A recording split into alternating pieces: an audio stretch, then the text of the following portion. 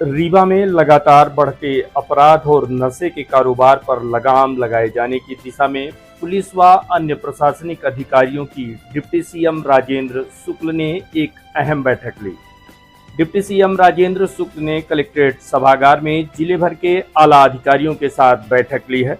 बैठक में उप मुख्यमंत्री श्री शुक्ल ने कानून और यातायात व्यवस्था की समीक्षा की।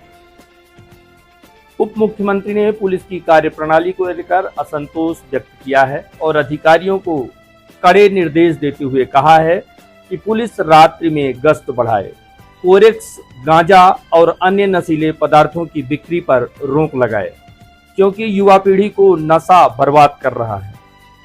रीवा जिले में अवैध हथियार पर प्रतिबंध लगाने सहित अवैध कारोबार की आवक को लेकर भी उन्होंने चिंता जताई और पुलिस की कार्यप्रणाली पर भी सवाल उठाया। साथ ही सख्त हिदायत दी है कि इसके प्रवेश पर सख्ती से रोक लगाई जानी चाहिए। इसके लिए जिले की सीमाओं पर कड़ी जांच की जाए, कोरेक्स के मूल स्रोत पर कार्यवाही करें। रीवा में तेजी से विकास हो रहा है, लेकिन नशीले पदार्थ हमारी युवा पीढ़ी को नशे की राह में ले जा रहे हैं। कोरेक्स और अन्य नशीले पदार्थ मुख्य रूप से आसपास के राज्यों से आ रहे हैं। उत्तर प्रदेश में एनडीपीएस एक्ट की तरह नशे के विरुद्ध कड़े वैधानिक प्रावधान बनाने के लिए उत्तर प्रदेश के मुख्यमंत्री से भी अनुरोध किया जाएगा। शराब की अवैध बिक्री करने वाले पैकारों पर भी बड़ी कार्यवाही की जाए, जिससे वह दोबारा इस कार्य को करने की हिम्मत न जुटा सके। नशा बढ़ते अपराधों का बहुत बड़ा कारण है। डिप्टी सीएम ने कहा है कि शहर में चोरी की बढ़ती घटनाएं चिंताजनक है। खासकर विश्वविद्यालय थाना क्षेत्र में स्थिति अत्यधिक भयावह है। चोरी में सक्रिय बाहर की गैंग और स्थानीय गैंग पर तत्काल कार्यवाही करें। अपराधों पर नियंत्रण के लिए मुखबिर तंत्र को मजबूत करें। अपराधियों की कमर तोड़ने के लिए कठोर कदम उठाए जाएं, जिससे आम जनता के मन में पुलिस के प्रति विश्वास बरकरार रहे। उप मुख्यमंत्री ने कहा है कि रीवा बहुत तेजी से विकसित हो रहा है, लेकिन शहर की यातायात व्यवस्था में सुधार की आवश्यकता है।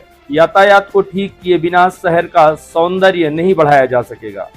यातायात पुलिस और नगर निगम मिलकर यातायात व्यवस्था को सुधारने का प्रयास करें।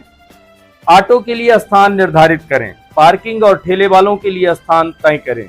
ऑटो यूनियन के साथ बैठकें करके उनसे भी ट्रैफिक व्यवस्था में सुधार के संबंध में सुझाव लें। यातायात व्यवस्था को पटरी पर लाने के लिए 2 माह तक लगातार प्रयास जारी रहना चाहिए। लेकिन अपराध कम कैसे होगा, यह बड़ा सवाल है। माना यह जा रहा है कि पूरे जिले भर में जितने अवैध कारोबार संचालित हैं और आपराधिक गतिविधियां हो रही हैं, निश्चित रूप से पुलिस और स्थानीय जनप्रतिनिधियों के संरक्षण से होती हैं, जहां से पुलिस और कुछ नेताओं को मोटा कमीशन मिलता है।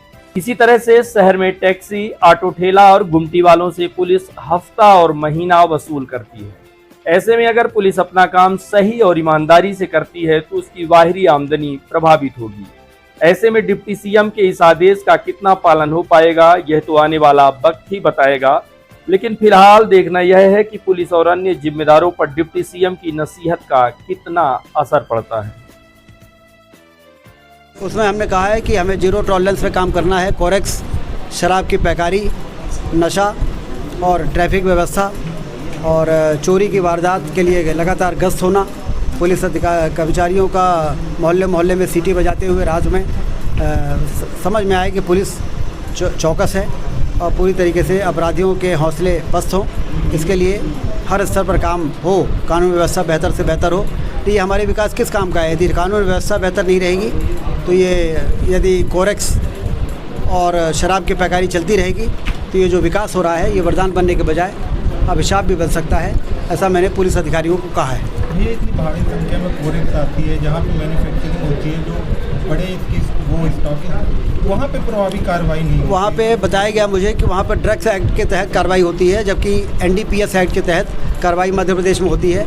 उत्तर प्रदेश के मुख्यमंत्री जी से हम मुलाकात करेंगे, उनसे बात करेंगे और ये कहेंगे कि कोरेक्स नशा फैलाने का काम कर रहा है तो इसको एनडीपीएस एक्ट में उत्तर प्रदेश में भी नोटिफाई किया जाए, जिससे कि इस प्रकार का धंधा करने वालों के हौसले पस्त हों। ये आर्म्स जो हैं लगातार चलते हैं, गोलियां चल रही हैं लगातार, लेकिन जो प्रभावी कार्रवाई होनी चाहिए कहाँ से आ रहे हैं वहाँ तक पुलिस नहीं। इन सब चीज़ों पे तो कल चर्चा हुई है इसके परिणाम आगे आने वाले दिनों में लगातार मॉनिटरिंग के करेंगे तो मिलेगा।